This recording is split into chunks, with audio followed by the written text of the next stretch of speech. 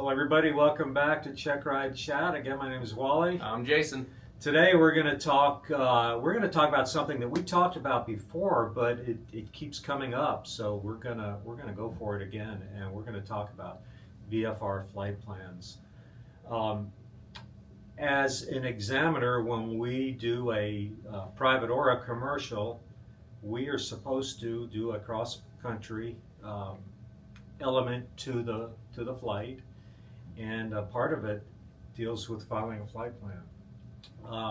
So not just filing, activating the elements of a VFR flight plan, the elements of an IFR flight plan. It's the elements. So that's everything related to what this is. Exactly. And I would guess that the majority of you out there who are watching this have never filed a VFR flight plan. What do you think about that? Do you agree with that? I would say a very, very high percentage. So I'm not saying you haven't executed a flight plan or planned like a nav log, but I would agree with Wally. The high percent have never actually filed, not only filed, but then activated a VFR flight plan. And closed out a VFR Correct. flight plan. So many people, when I talk about this, they say, well, I'm just going to use flight following, and I'm going to be talking directly to the controller the whole way. And I get that. However, I'm going to, and fault me for this, but there are times where I just don't want to have to listen to all the chatter. I may be doing a 2-hour cross-country flight, and I don't want to have to talk to ATC, and that's perfectly within my my right as a VFR VFR pilot, I should say. But having said that, if I've got a problem, I want people to come looking for me at some point. That's the bottom line about what is a VFR flight plan. Why do you file it? Why do you activate it? But just to piggyback on it, well, he may not want to talk to anybody. That's fine. Moreover, if you're in a densely populated area, ATC is not going to have an issue. A, they might be too busy, so that could be out the window. Yes. B, in a densely populated area, you're not going to have any issues being seen on radar or potentially even receiving radio calls. But when you guys and girls start stretching your legs on these longer cross countries, and West Texas is a perfect example, if you're not high in altitude, they may not see you. I'm sure you've heard this, hey, I'm going to lose radio contact with you for about the next 30 minutes. Right. That's part of it also. So if you fall off the scope, if something, heaven forbid, terrible happens, you're not talking to anybody anymore. And right now you're kind of relying on simply your ELT. So that's kind of the big one. But the biggest thing I think about a VFR flight plan and flight following, even if you have flight following, they are not obligated to look out for you. Right. They don't, just because they took you, if you fall off their scope, if they get busy, they are not required to give you traffic separation. They're not required to constantly monitor you. It's an unwritten privilege, but it is not mandatory. And there are times where they just do not have time for you. They'll just tell you, I'm sorry, we got something going on, we got a sector out or whatever. They don't have time. We have staffing issues. Which goes back to what Wally said. It's somebody else is looking out for you without you having to talk to them. And that is actually the purpose of filing a flight plan and then activating your flight plan. So let's delve into that. Yeah, and the bottom line is you are required to do this on your Checkride. And I hate being taught how to pass a Checkride. When I always tell students that when their instructor prefaces a statement with, for your Checkride, that's a bad sign, because they shouldn't be teaching a Checkride. They should be teaching how to fly safely, and we're going to evaluate those things on the Checkride. But anyway, so let's talk about filing a VFR flight plan. So I would say if you anywhere on this, so most of you guys and girls, I will guarantee you have done a flight log, right? Yeah. And you'll call it a flight plan. Right. You've done a flight plan. You've had your heading, your course, your variation, your deviation, your distance, your legs, your points, your things like that. You've done that. I guess, why have we done that? Yes, it's to teach you the skill set to do that, but now you're going to take that flight plan and you're going to do something with it. So now you're going to take that flight plan and file it. How do we file a flight plan? There's two ways, two primary ways. A, just use your ForeFlight. B, and this is kind of what we're getting at, not everybody has ForeFlight, or technology breaks, it goes down, your iPad overheats, whatever it might be. It's the flight plan, your VFR flight plan will go to the flight service station. VFR flight plans do not go to ATC. They do not go to the FAA. That is an IFR flight plan. A VFR flight plan goes to flight service. It's plain and simple. Who is flight service? That's 1-800 Weather Brief. That's who you get your VFR, that's who you get your weather briefings from. VFR, IFR, that's anybody and everything. So when you file your flight plan, number one, that's where it goes. So on the flight plan itself, ForeFlight has it. You can go Google, FAA flight plan, matrix, grid, whatever it is. Most, if you actually, I have a knee board. I use it on every Checkride. If you have a knee board and you look at the piece of metal that's in the knee board, 9 out of 10 times it actually has a flight plan. If you're IFR, it'll have a flight plan matrix. If you're IFR rated, I've sometimes tried to get local IFRs because it's just, it's not worth it. I just need one approach. So we'll get a local. ATC has more than once denied, and they say file it with flight service. Right. So now I got to go call flight service in the air, file an IFR flight plan. Well, I need that format. Yeah. So it's good to have that blank grid, that blank format in ForeFlight on your knee pad. Most of us old guys, we had a sheet of paper on our knee board that was always the blank flight plan.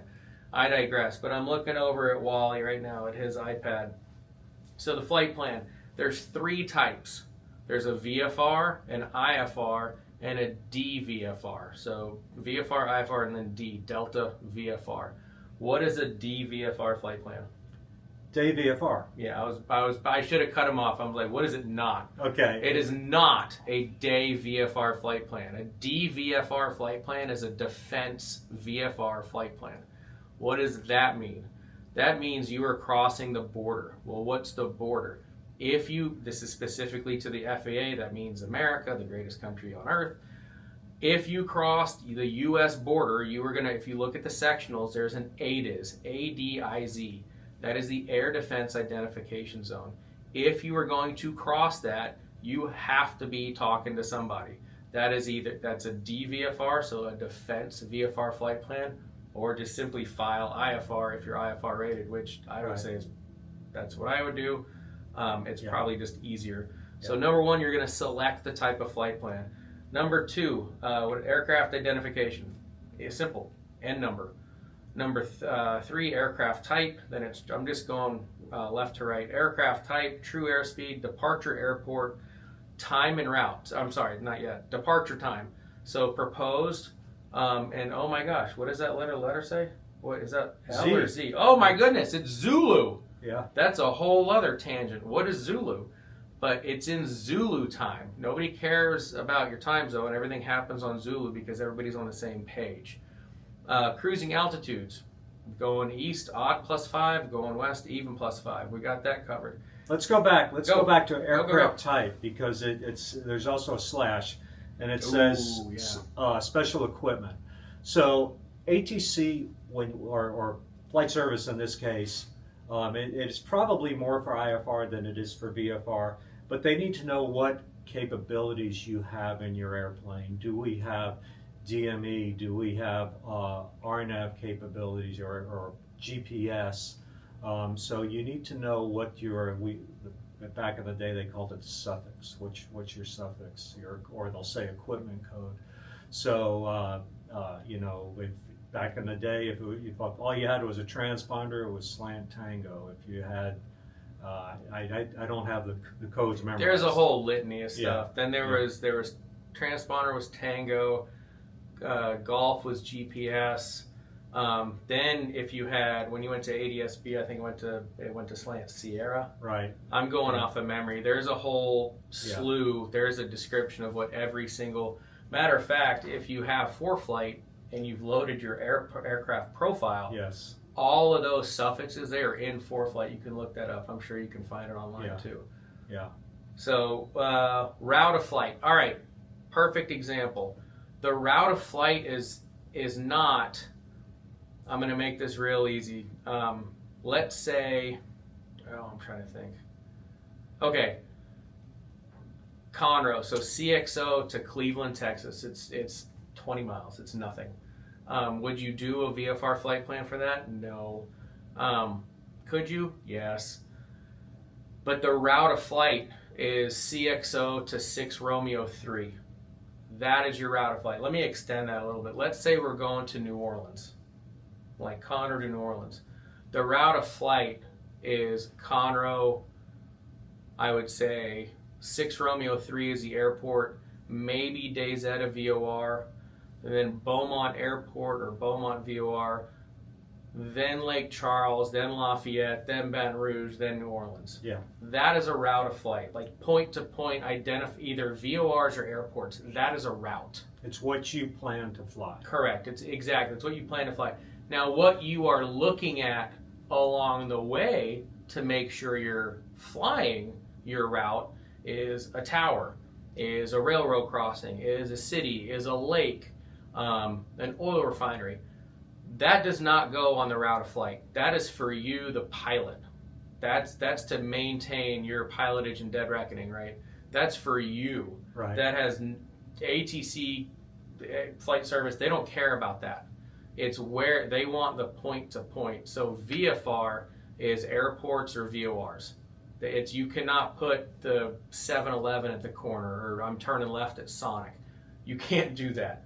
So it's the route of flight is an airport to airport via, and actually it's where's it departure what is that, departure point. So departure point, that's where you would put Conroe. The route of flight would be Cleveland, DayZ, Beaumont, Lake Charles, Lafayette, Baton Rouge, New Orleans, and then destination would be KMSY for New Orleans. Right. That is your route. So two very different things. Do not put lake, tower in route. That's not what that is. Then you put your destination. Then there's your ETE, hours and minutes, right? So it's going to take me 2 hours and 30 minutes. Fine. Remarks.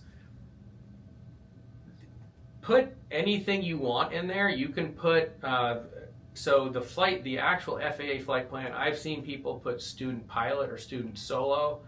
I've seen people put the destination FBO in there like I'm going, your airport has 5 FBOs. I'm going to go, I'll give a shout out to where we're based here in Conroe. We're going to Galaxy FBO at Conroe. So I would put Galaxy FBO and I would put their phone number in the remarks. We'll circle back to that in just a second. Fuel on board. Obviously you have to have your VFR fuel reserves, right? So make sure you have that. ForeFlight will actually kick that back if you don't.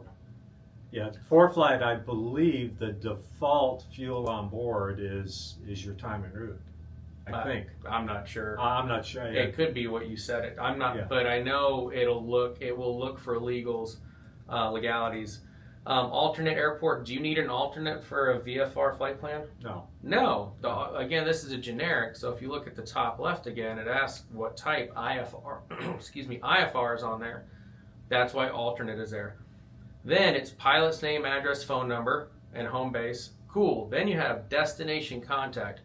If I'm going to see Wally in New Orleans, I'm going to put Wally, and here's his phone number. Yeah. We're going to circle back to a second.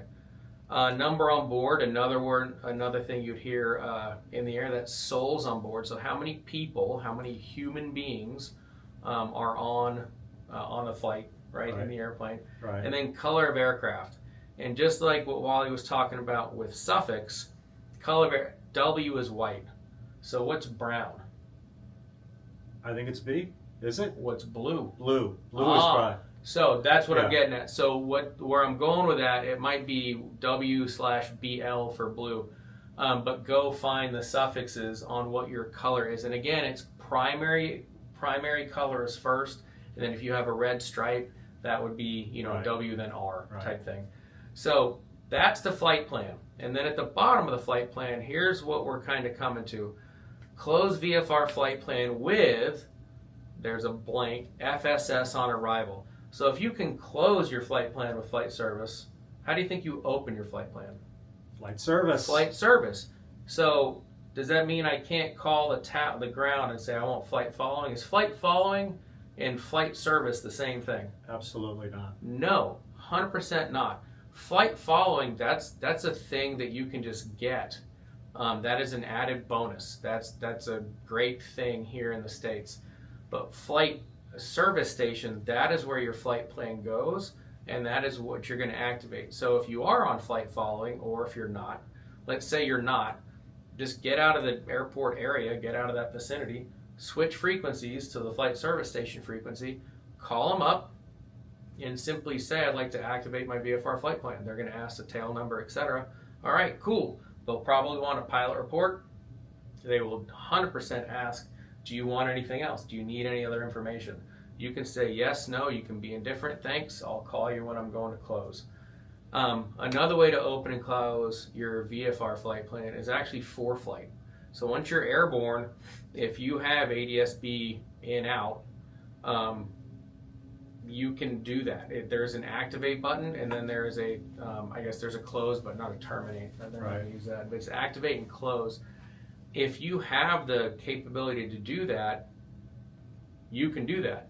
If you don't, or if for some reason your iPad isn't working, you're going to default to just calling up flight service. So let's, on that note, how do we call flight service? 800 WX brief. That's not going to work at 7,000 feet though. Oh, in the air. In the air. Okay. So yeah. how do we call flight service Yeah. in the air? So if you have a sectional, if you have your iPad, if you want to know what the closest flight service is to you, wherever you are on a sectional, just pan out a little bit, go look for a VOR. What does a VOR look like? Go look for the blue solid circle and look for the box next to the VOR. Right. So the box is going to label who the VOR is. Look on top of that box and below that box. Below the VOR box will tell you at Conroe is Montgomery County. Like in Louisiana, I think there's DeRidder. Yeah, Right? There's DeRidder. and the point is, go find a VOR box and look on top. There's a frequency. Look below. That is the name of the flight service station. If there isn't any information on the VOR, go find another VOR. Yeah. It's as simple as that. If you need to contact flight service, go look for a VOR that is close to you. So the typical frequency, just like the phone numbers 1-800 weather brief, the typical, you can almost default to it. It does change, is 122.2. That is almost nationwide. But again, based on your location, it's going to vary which one you're talking to. On the top of the VOR, let's talk about that. If it said 122.2, that's just your frequency. That just talk like you would on any other frequency. What say you get on top of that VOR frequency and it says DeRidder on the bottom, so that's the name of it, and it says 22.1 R. That's a receive. Who receives? Us. We receive. Okay, yes and no. I guess it's how you want to look at it. You dial in 22.1 in your VHF radio, and that is how you talk to whoever flight service station it is. So they receive only on that frequency. So they can hear you, but you can't hear them. So what do we do now? How do we talk? Why would we talk to somebody and not want to listen back? So how we receive, how the pilot receives, if it's a 22 point, or if it's just say it's a point something R, that is they receive. It is the flight service receives only.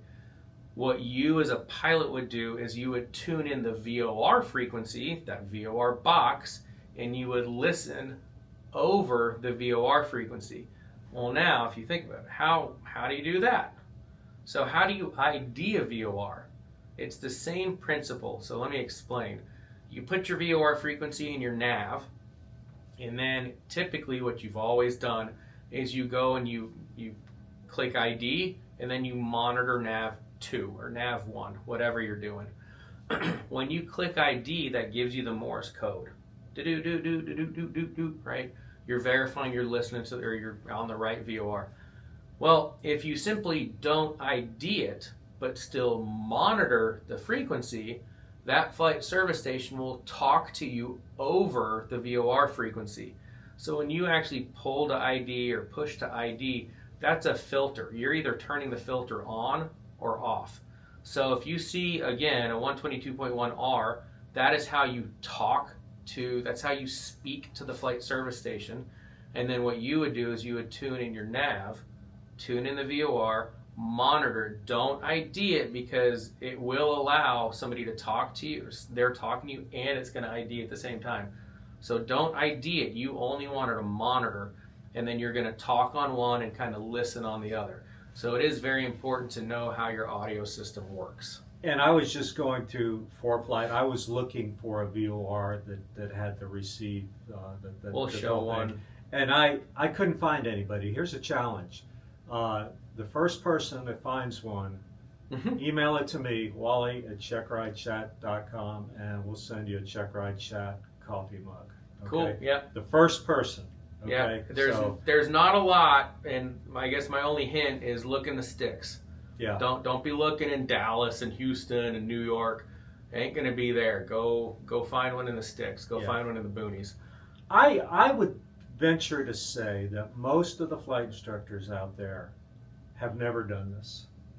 And that's why the students have never done this. And maybe the flight instructors have never done this. It's old. It's kind of an old school thing to file a VFR flight plan. On that, why would you possibly, that's the key. So when we're filling out the destination contacts and the departure and what FBO are we going to, that's the key. Why are we doing this? That's the answer. And I'll throw it back and I'll say, why not? It's free. Your tax dollars pay for it. It's just a safety net. It's a second safety net. You know, why do we have extra batteries for our headset in our flight bag? Why do we have a flashlight with us? It's a safety net. So another DPE, I won't say who, but she's awesome. But this was her analogy, or this was her example on why on longer distances, it costs you nothing. File a flight plan, activate a flight plan, and then when you're on the ground, close a flight plan. So here's the thing. So I'm going to go see Wally in some podunk middle of the Texas, like we're meeting for barbecue in the middle of Texas. All right. It's a 2-hour leg. All right. Whatever it might be. So I fill out my VFR flight plan. I fill it all out. I put Wally's phone number and name as destination contact. I put in the FBO that we're going to, etc. I'm going to be there at 11 a.m. All right, I'm about to get in the plane. I'm taking off. See you later. Bye. 11 a.m. comes around, and he has his little handheld, and he doesn't hear anything. He looks on ADSB, doesn't see me. Or let's say he saw me, but then all of a sudden I disappeared. And he goes, Wally now starts to get worried and calls 911. Hey, so I have a buddy who's a pilot. He was supposed to be here and he's not here. This is where it kind of gets, this is the why. If you try to spool up search and rescue, if you try to spool up search and rescue, if you try to spool up ATC, unless you know people at ATC or police or whoever, police are, and I don't know the term, but police are like, okay, well, I'd love to help, but missing persons is 48 hours? Yeah. Meanwhile, unfortunately, you crashed, and to be morbid, you're burning in a tree, right? So what does this do? If you said your ETA was 11 a.m. or you depart at 9, your 2-hour flight, so that's 11. If you do not close your flight plan within 30 minutes, and how do you close the flight plan? Again, for flight, get on the ground, dial 1-800-weather brief. No, you cannot call up ATC and close the VFR flight plan. So flight service or close it on your iPad. That's also why payphones were at every single FBO back in the day. Yeah. And before you left the Yeah. FBO, there used to be a yellow sign, have you closed your flight plan? That's the whole reason. It was a free phone call, just close it. But say you don't. What flight service is going to do is they're immediately going to call your destination contact, which is Wally. So Wally's going to get a phone call.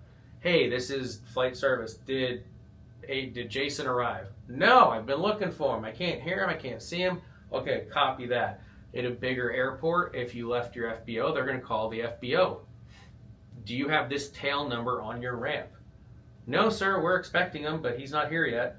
Then they're going to call ATC. Oh, look, he fell off the radar scope XYZ.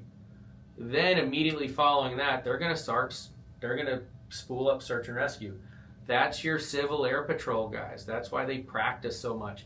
If they can find a military sortie in the area, they might divert military personnel to go, hey, you're here, go search this area. You're 10 miles away. Go look for wreckage. Yeah. They will start launching people in your direction to save your hide. And they're also going to call you. They're going to call you. Yeah, I completely. They're going to call me. You know, and, That's and the you first phone call. You may say, yeah, I my engine quit. I'm in a field. I'm okay though. I'm okay.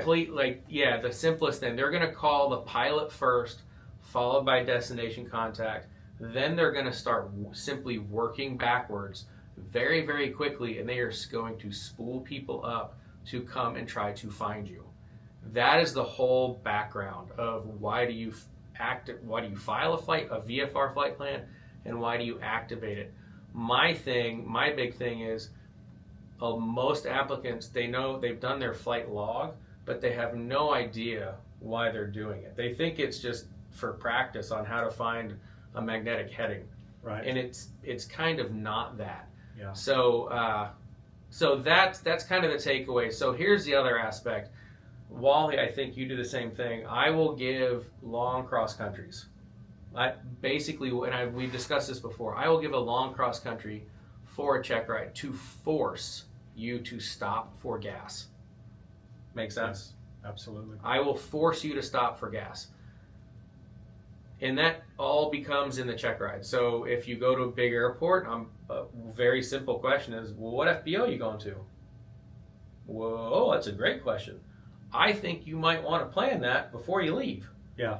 At big airports, they're going to put you on the little runway. What's the closest maybe FBO so you're not taxiing literally 3 miles to get to the FBO that you think you want to go to? Yeah. So pick the runway closest to your FBO, et cetera, et cetera. And make sure the FBO has the services that Correct. you want. You know, if you rented a car, they may be located at one of the FBOs. You may want to check on crew cars. You want to make sure this FBO's FBO open. does, this FBO isn't. Figure it out. That's part of the planning. Yeah. A little bit. So a common one is I'll give it cross country from Conroe to Daytona Beach. And yes, if somebody doesn't have ForeFlight, yes, I'll amend the cross country. No, I'm not mean. I'm not going to go make you buy 5 sectionals. So I'll amend it to just kind of make it longer, but enough. Right. But 90% of everybody has ForeFlight, so it's really, that never comes up anymore. But say Conroe to Daytona Beach.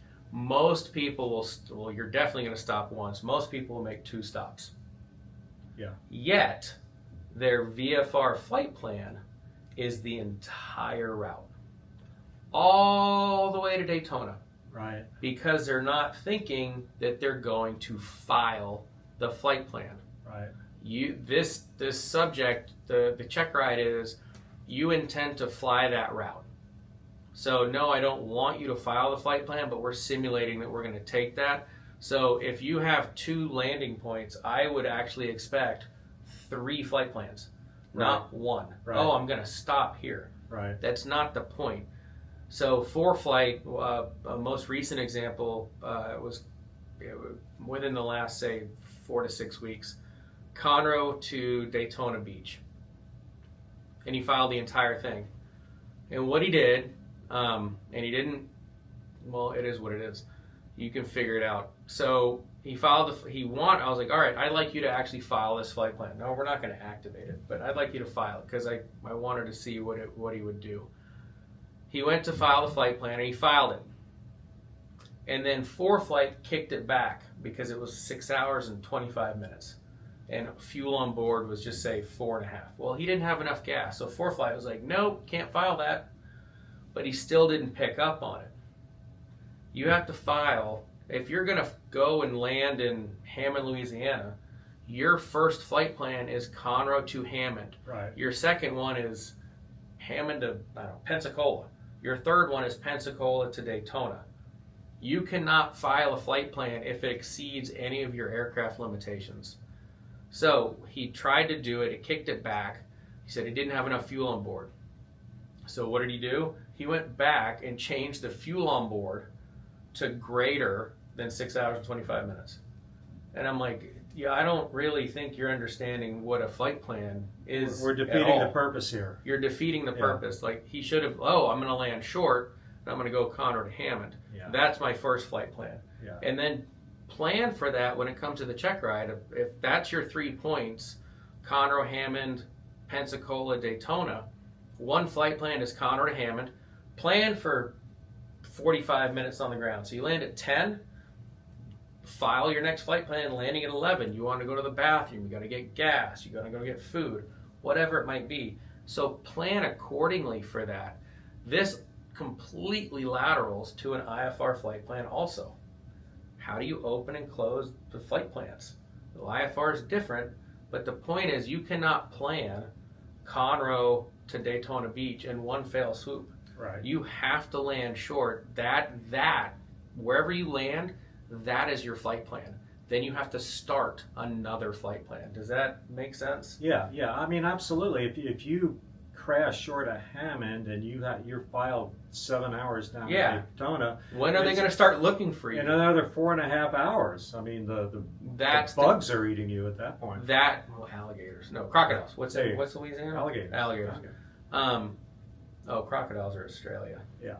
I saw that movie. All right. Anyway, hopefully this is just a breakdown of, I guess you could say, why you're doing this. And yes, a lot of you guys are going to know this, but there's a lot of guys and girls that do not know this. They're doing it because they're simply told. Right. And it's more of a rote, but that's the correlation aspect of it. This is why you're doing a flight plan. This is why you're filing a flight plan. And I would just challenge the flight instructors, get out there and actually file a flight plan. Open it and close it. Easier than that, call up flight service. Yeah. Just talk to them. Yeah. What is here? Let's close with this. Flight service, those guys and girls, they are awesome. They are straight up meteorologists. Pick their brain. Get them on the phone. Get them on the radio. Talk to them. If you lose your iPad, ADS-B in dies, and you wanted weather for along your route of flight, don't just keep flying in the blind. Call up flight service and ask them, hey, I'm here. Can I get weather along my you can see my flight plan because you filed it with them.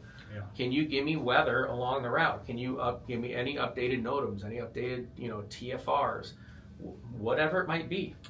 And we do it at the airline to an extent. We have a briefing with our dispatcher, which is basically the same thing, and on our international long haul flights, we're required to do that, and it's great because every once in a while you miss something. Okay, I'm looking at the jet stream, I'm looking at this and this and this, and oh boy, I forgot there's a volcano up here that's maybe or that might be going active. And it's Hold on, are you saying pilots? No, the dispatcher messed up. We catch stuff that dispatchers mess up. We don't mess up. Yeah. But you just did one a couple of weeks ago. I just did one a few days ago, coming back from Munich.